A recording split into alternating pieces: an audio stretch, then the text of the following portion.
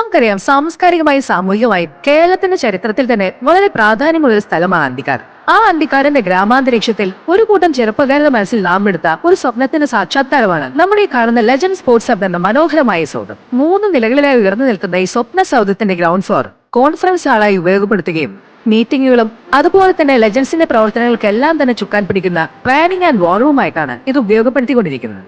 അതിനുശേഷം നമ്മൾ ഫസ്റ്റ് ഫ്ലോറിലേക്കാണ് നടന്നുകൊണ്ടിരിക്കുന്നത്. അവിടെയാണ് അതിമനോഹരമായ ലെജൻഡ് സ്യൂട്ട്.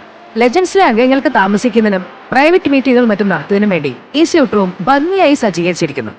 തുടർന്ന് നമ്മൾ മുകളിലോട്ട് കയറുന്ന സമയത്ത് അതിമനോഹരമായ വാട്ടർ ഫ്രണ്ടേജോട് കൂടിയ വിശാലമായ ഒരു മുറി ഉൾപ്പെടെ 2 AC റൂമുകളാണ് ഇവിടെ ഒരുക്കിയിട്ടുള്ളത്. ഇവിടെ നിൽക്കുമ്പോൾ പ്രത്യേകമായി എടുത്തു പറയുന്ന ഒരു കാര്യം എന്താണെന്ന് വെച്ചാൽ, ഈ മുറിയുടെ ബാൽക്കണിയിൽ നിന്ന് നോക്കുമ്പോൾ നമുക്ക് കിട്ടുന്ന മനോഹരമായ ഒരു കാഴ്ചയും അനുഭൂതിയും ഒക്കെ തന്നെയാണ്. തുടർന്ന് നമ്മൾ വീണ്ടും മുകളിലേക്ക് കയറുമ്പോൾ നല്ല രീതിയിൽ മെയിൻറ്റെയിൻ ചെയ്യുന്ന ട്രെയിനറോട് കൂടി ഒരു ജിം നമുക്കിവിടെ കാണാൻ കഴിയും.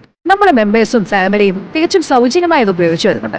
അതിനോടനുബന്ധമായി ഈ ബിൽഡിങ്ങിനോട് ചേർന്ന് തന്നെ ഇൻഡോർ സിന്തറ്റിക് ബാഡ്മിന്റൺ കോർട്ട് സ്ഥിതി ചെയ്യുന്നു. അതും സൗജന്യമായി നമ്മുടെ മെമ്പേഴ്സ് ഉപയോഗിച്ചു വരുന്നുണ്ട്. പിന്നെ അവിടെ വീക്കെൻഡിലൊക്കെ ആയിട്ട് അംഗീകൃത പരിശീലകരുടെ നേതൃത്വത്തിൽ കരാട്ടെ പരിശീലനം, സൂംബ പരിശീലനം എന്നിവയൊക്കെ നടക്കുന്നുണ്ട്. ഇത്രയും സുന്ദരമായ ലെജൻസിന്റെ ഈ സംരംഭം കാണുമ്പോൾ എടുത്തു പറയേണ്ടതായിട്ട് തോന്നുന്നത്, ആരോഗ്യകരമായ ഒരു തലമുറയെ വാർത്തെടുക്കാനുള്ള ലെജൻസ് മെമ്പേഴ്സിന്റെ ആ ഒരു ഉത്തരവാദിത്വം തന്നെയാണ്. ഇപ്പൊ ഇത് ലെജൻസിന്റെ വെറും 2ാം വാർഷികം മാത്രമാണ്.